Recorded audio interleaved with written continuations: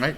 So everyone's already created a project because you guys did the initial assignments, but they'll start from the very, very scratch. We're using 4.26.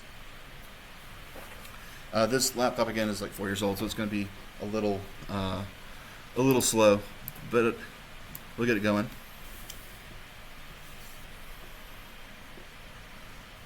All right, here we go.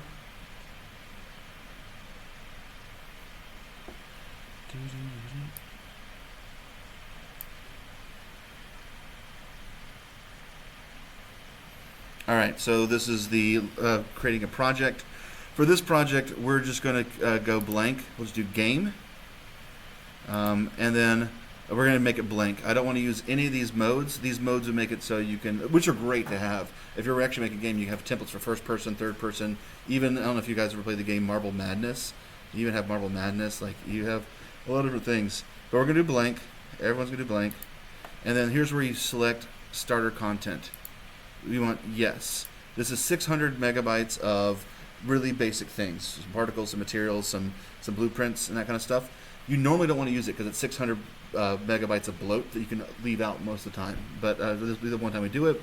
We're not using C++ in this class. We're desktop quality. It's fine. I don't have a ray tracing computer, and then we're not doing mobile development.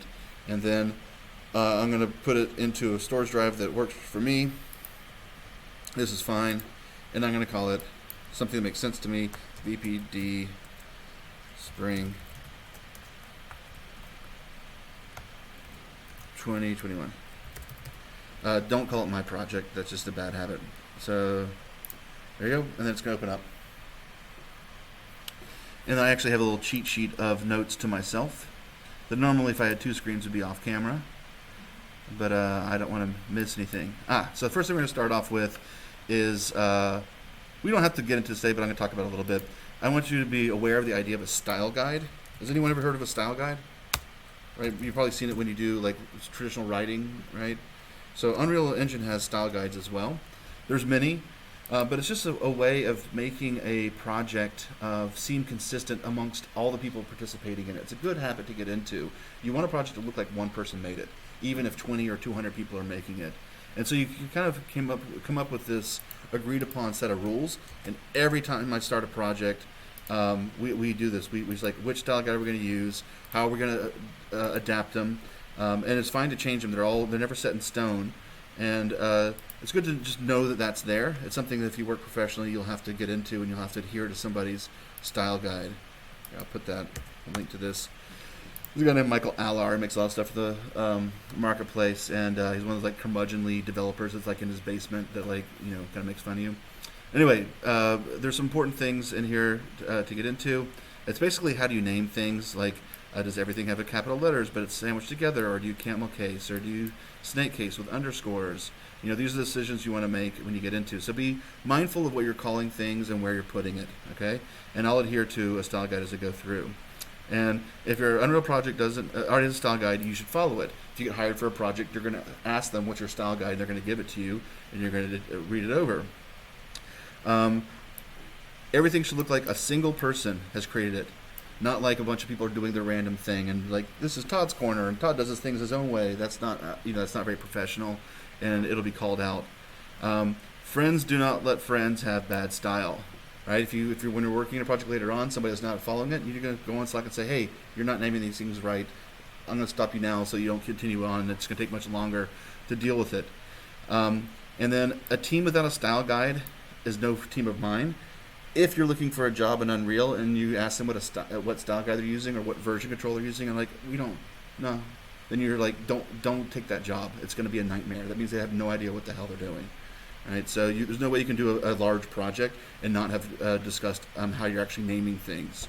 So I think these are some really good points to be mindful of. And what does this actually mean? What is a style guide? It's just like a skeletal mesh, something that has bones in it that's like an avatar. You might want to call it SK_Bob, right? It's skeletal mesh _Bob. Some people like to say Bob_skeletal mesh. It doesn't matter which one you do. But you should, name things with this mindset. Textures have T in it. Materials have M's on it. Static meshes could say S on it or SM for static mesh. when we get into doing multiple stacked levels, you have different levels for different components. So just making sure that you're aware this is here. As you watch me make it, I will call out when I'm adhering to a style guide, and this is what it means. This is all these different kind of rules. All right, so that's just the idea. I threw it in week 2, so you have a link to it. You obviously could do the Google search, and it's the first thing that comes up. All right, so with the starter content, you start off with these wonderful Ames chairs and a statue and some tables, and this folder at the bottom left that says starter content. The starter content has some walls, some audio samples, some blueprints. I think they're like sconces, a sample map or two, materials, particles, props, shapes, and textures. All right, so we can modify this one. This is called the minimal default. At the top, you can't see it because it's underscanned, but it's called minimal default. This first map. If I go to maps, I can see my maps here, or if I'm not sure where my maps are, I can use this filter system to say, show me all levels. Right? So that's a really quick way of finding your levels. I like to bring out this little panel at the side so I can navigate my stuff here too. Zoom, there's just no place for you, Zoom. I just don't know where to put you. There you go. Cool. So I'll start with the minimal default, and I'm going to show you 2 ways of making maps. The ways you made maps all the way up until February, and then the way we make maps since February. Right? It's a big, huge change that's happened with 4.26. So let's make sure I'm not skipping any steps. We'll jump back real quick to my notes to myself. All right, so this is our sandbox, starter content, old way, and old default. Perfect. Okay. So to simulate, to see what's happening here, I can hit the play button. All right. The play button locks you into where this player start is. If I move the player start back and I hit play, I'm further back. Right. So that's something that you can deal with by modifying the space. Where do I want the person to start off? I can also hit this little what's called a caret or down arrow next to it and say, don't use the player's default start. Just do it wherever I'm at right now. All right, so now if I'm over here and hit play, it starts where my window already is. So those 2 ways are ways of navigating. And then there's another one that's a little bit easier. It's called simulate, and it's just a way of just navigating that. It doesn't accept key presses, it doesn't accept interactivity, but simulating is a way of actually letting like physics run and play out. Those are the 3 ways we play. And then I'm just WASDing around the viewport. If it's too slow, speed it up. And then if I get lost somewhere, I can always double click and it'll take me to that object and come back home. Cool. So my world, I want to start from scratch. I'm going to use the sky, but I'll get rid of these chairs eventually. So let's navigate what's already here. So the first thing we have is a thing called BP Sky Sphere. This is your sky. This is a cloud system. It is a blueprint. We can open it up, but we're not worried about it. I'll just show you that it's a crazy amount of code. Not that one. That stuff. But we don't care about that because everything that's a parameter that can be driven is here in the details panel. Right? So I can see that, let me get back to my world, that if I go back to my sky sphere, I can do things like change my sun brightness or my cloud speed. Right? So you can make it super fast, and then we can see time passing. Right? We make the clouds less opaque, more opaque. Dial in my settings, and then we have star setting, but we really can't see the stars because the sky is daytime. But what I can do is I see that my this thing says, what is your light actor? What is your light source? If I go to it, this looks like a little sun, and it's pointing down with an arrow. That's the direction this light is moving. If I rotate it around,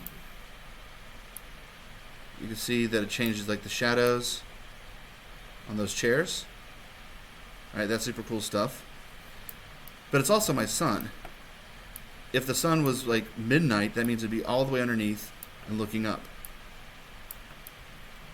All right. And sure, the shadows look like it's underneath the thing, but the sky doesn't make it look like it's nighttime. If I go back to my BP sky sphere, I hit refresh. Now it's nighttime. And then my stars can come out to play. All right. So a lot of people say like Unreal, you already start off with like an interactive day-night cycle and all this kind of stuff. It can be kind of complicated. The next world I build, I'm going to build from completely scratch. But it is really nice to have this completely nice system for sky, for atmosphere, and things already here. You can play around with some of the more atmospheric settings and stuff like that. So let's go ahead and build our first landscape. I'm just going to select these items and delete them.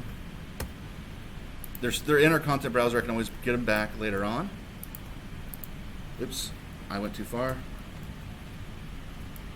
I deleted the sky itself. And then the one statue, let's get rid of it. So start off with making a landscape. You know, it's a little bit too dark. I'd like to be sunset.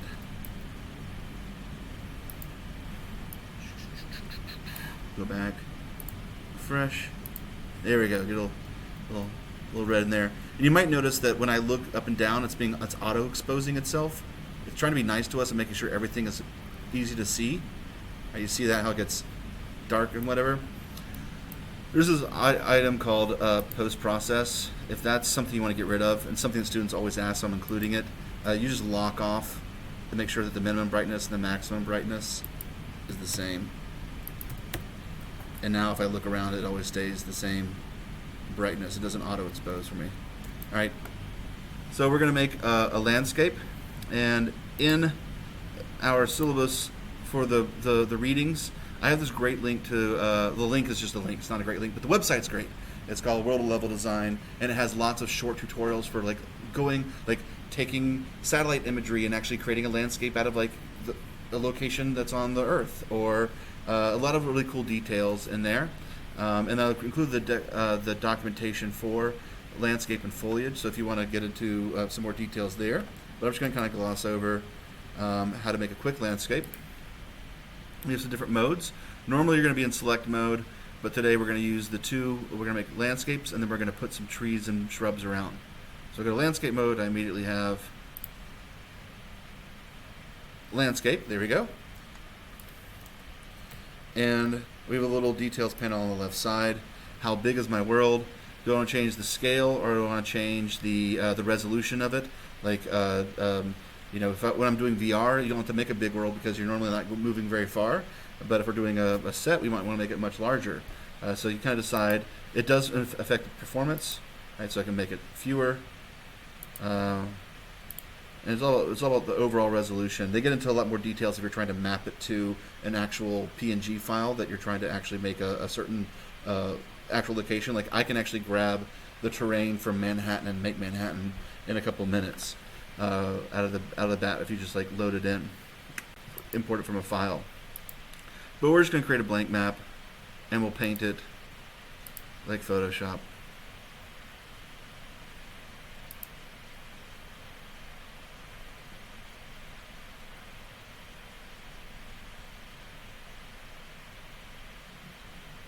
We're going to make my poor laptop chug for a second.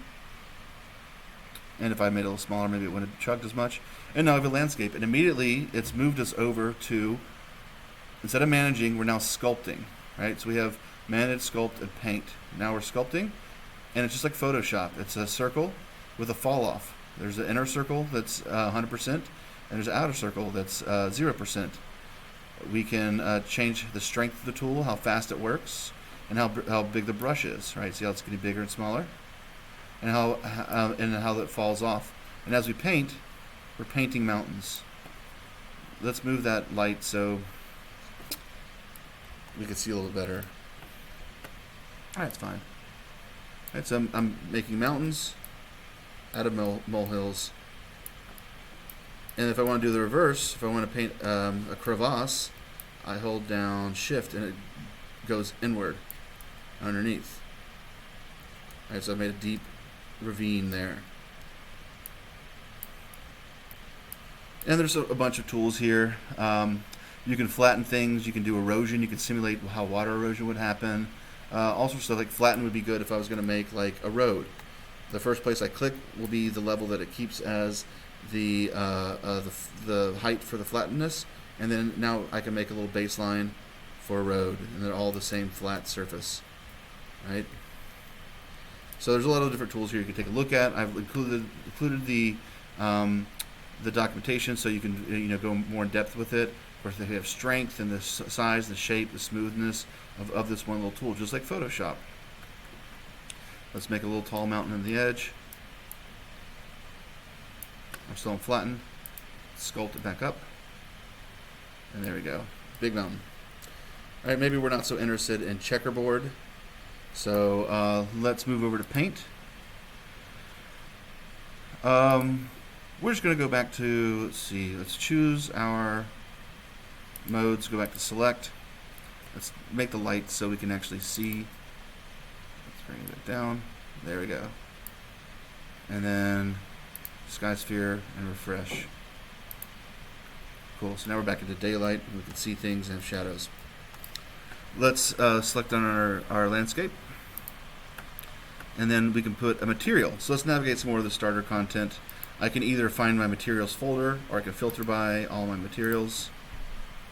And then we're just going to look for something that's like grass. If I hold down Control and use my mouse wheel, I can zoom in and out.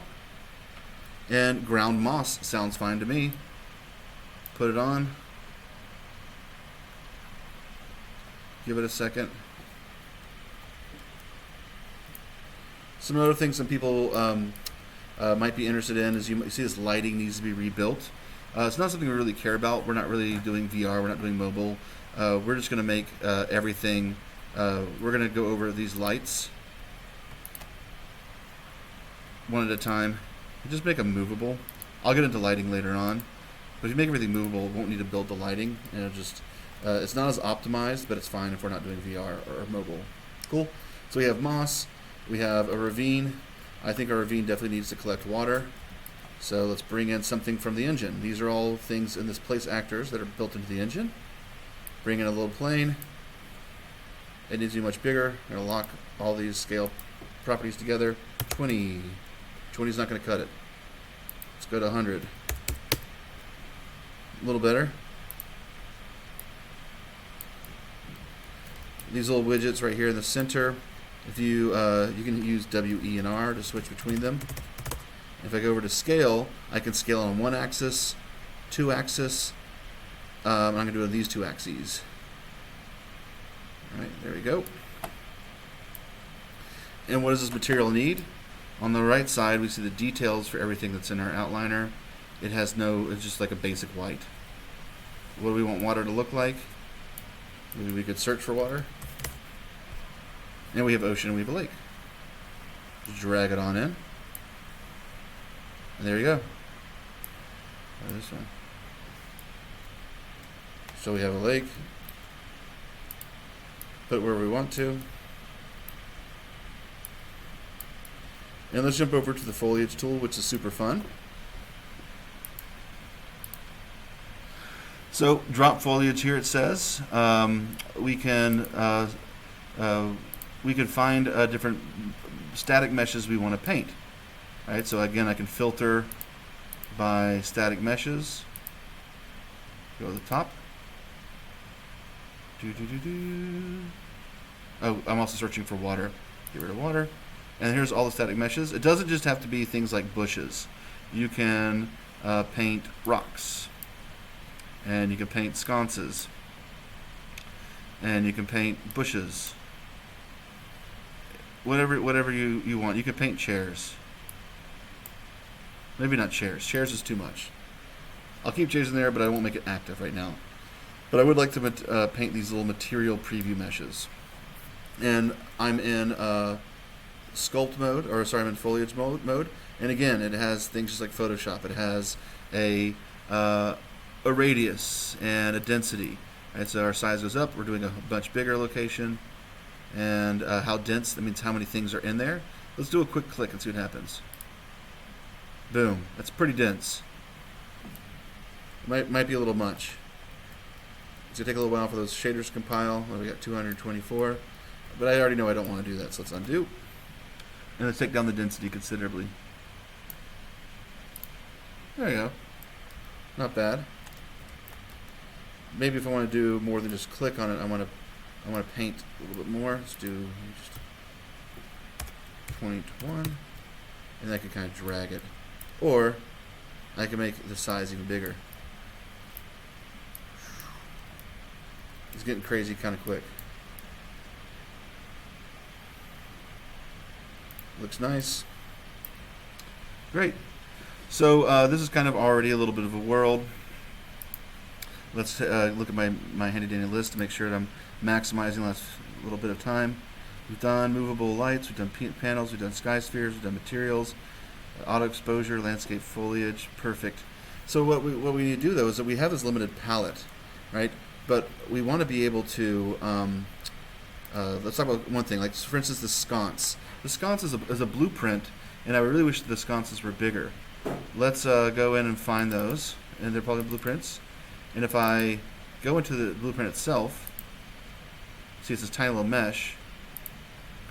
Let's make it bigger, like significantly bigger.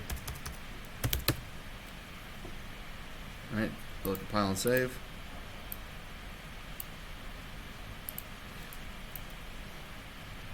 And save all. Now let's see what happens when I paint, if they'll be bigger.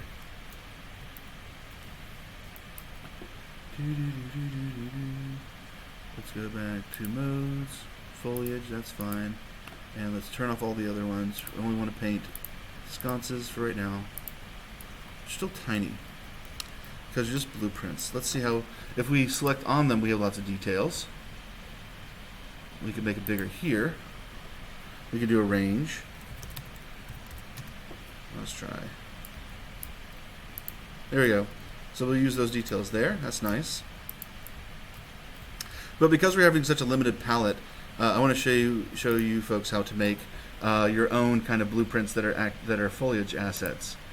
You see we have these actor foliage. If we did the sconces this way, let's say actor foliage. I'm going to create my own folder. So this is my style guide. Is that no marketplace content will use the folder assets at the root. So I'm going to call this assets.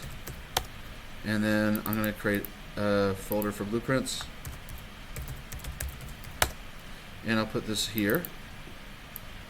And then this one will be sconce. Cool.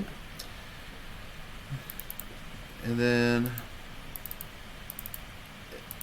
from here I can select that sconce which was called starter content blueprints is called blueprint wall sconce. Okay. If I go back to mine, load that in, blueprint wall sconce, hit save. Then when I choose this as my foliage type and paint it on, delete, sure.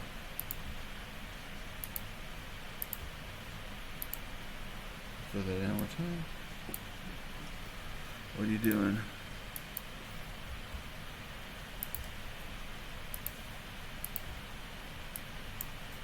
Alright, so now let's try again. Let's check that off. Now I'm going to start painting them. They're there, that's fine. But if I go back to this blueprint now, and let's say I add something to it, like some particles. Add particles, and just find something that's in here, like this fire. Put it at the top. Save. Now all of them have that change. Cool. So, like for instance, there's only bushes, and maybe your world needs trees. So you make a blueprint. There's a generic actor blueprint. My style guide, I say BP underscore tree, and we can build out of these components. We can build a tree. Right? And what's cool is that we can bring the blueprint into the world to see it as we build it. So here's my empty thing right here, and then as I add, let's say the tree would probably maybe have like a cylinder for the base. You can see it's happening in the world too, and I can make it a little skinnier. That's just 2 axes. There we go. And then a lot taller. Move it up. And then I can add in a cone. Search for cone. And then bring the cone up to the top. And there we've made a tree. Not the best tree, but a tree. One thing is that it's parented to the cylinder, so it's kind of taking the shape of the cylinder. I'm going to make it just all in the scene root, so there's I can do its own settings. There we go. And then let's see, do we have some sort of leaves in here? I'm going to search for my materials. And this bush sounds cool to me. If I select the bush and I hit this little arrow beside it, it says use selected asset from content browser. It's a way of just selecting it, bring it in. Should work. Oh, that's the stat image. Here's the material. Go to the material. There you go. Looks kind of funky. And then the cylinder, we want it to be some wood. Let's see, we got some wood here. Oak sounds good to me. I think this is kind of oak floor. But there you go. I made the coolest tree in the world. And then if I make a actor foliage and turn this tree into a piece of foliage. So it's the tree is a blueprint made out of static meshes, and I'm now telling it that it is that this blueprint is going to be used as foliage. Anyway, it's maybe a little bit more of an advanced kind of thing, but I think it's fun to learn that you can update things as you go along and create your own assets. So now we have it here, and now we're painting trees that are made from scratch. And there's details. You can always say, do you want to align to the walls? Right now, if it's crooked, it's crooked. Right, if the floor's crooked, the tree's crooked. But you could say, don't align to normal, and then when I paint, they're gonna be completely vertical. Wherever I'm at, if they start painting right again. Cool. Bring that down. Let's see. But you can also make those changes in here, and then they always are the same, right? So you have this, and that way you can have like 5 different kinds of trees, but they each have subtle differences between them. That's good. Cool. And with the last few seconds left, make sure I have everything. I'll show you the new way of doing everything. All right. So quickly, we'll do the new way of making a landscape. We're not going to worry about doing any more foliage in that. I am going to say, put me into select. We'll save all. And we're going to make water the new way. We're going to look for the water plugin, say yes, and we'll restart, and I'll show you quickly how to use water.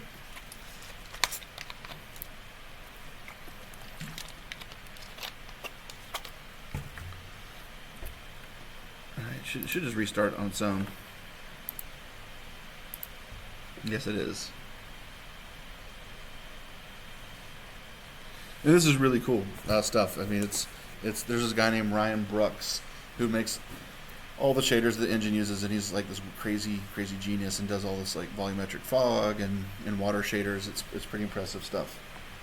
I'm sure he has a wonderful math degree. It's also pretty computationally heavy, so if you don't have if you're already finding that your computer is kind of groaning, then maybe you don't want to dive into this, but we do have some coastal areas in some of our scenes, so I think it's good to us make the nice looking water. So if you just give me a moment to let this load, I will show you very quickly. Oh, it's stuck. Come on. Everyone can hear it, right? This poor thing's groaning. It's like, I'm from 2017, let me die. Give it a second, it'll let it. for the homework we are like textual things, designing stuff from The starter content, yeah. we can do like as long as we're just using that, we don't really care how What I'm trying to show you is that you can do. They're just building blocks or Legos, and you do whatever you want to with them. Permutate, destroy, as you will, as you want.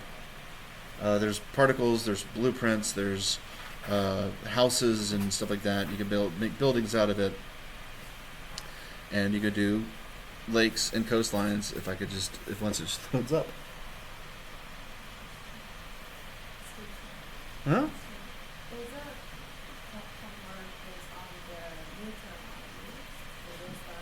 No, midterms. Don't even worry about midterms yet. We'll assign midterms. Right now we're just learning, so no pressure. You're just supposed to have fun, just do the assignment, and so what I'm doing, what I'll do, guys, since time's up, is I'll just make a supplemental video and I'll add it to it, if that's cool with you guys. I don't want to keep you extra. I have no problem doing that. It's literally like 10 more minutes or less. It's like 5 more minutes stuff. So give me a little bit more time tonight, and I'll upload the whole video to you, and we'll let you go now. Yes. For the audit, are we allowed to do